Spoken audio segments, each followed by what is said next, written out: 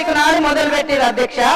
October 9వ తారీఖు నాడు election notification వచ్చింది అధ్యక్ష.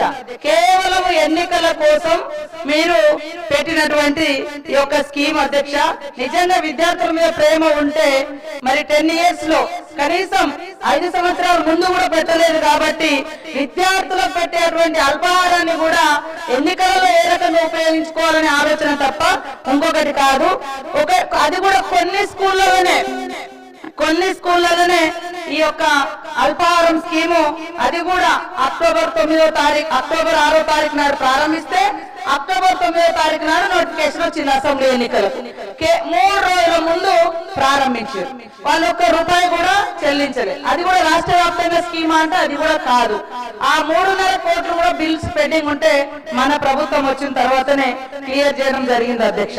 ఇంకొకటి, ఎంతసేపు టిఆర్ఎస్ వాళ్ళకు బాగా అలవాటు ఆత్మస్థుతి పరనింద. మేము చాలా గొప్పగా చేసినాం, 10 ఏళ్ళు మీరు ఏం చేసిరో విద్యార్థులకు తెలుసు, టీచర్స్ తెలుసు, పిల్లలకు తెలుసు, తల్లిదండ్రులకు తెలుసు.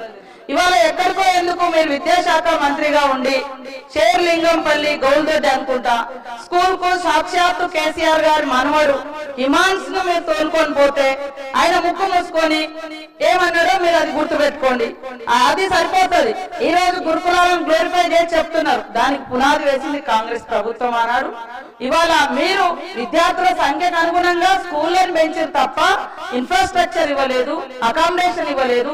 అద్దె భవనాలలో ప్రతి నెల 3 లక్షలు ఇప్పటి కూడా కట్టుకోవాల్సినటువంటి పరిస్థితి.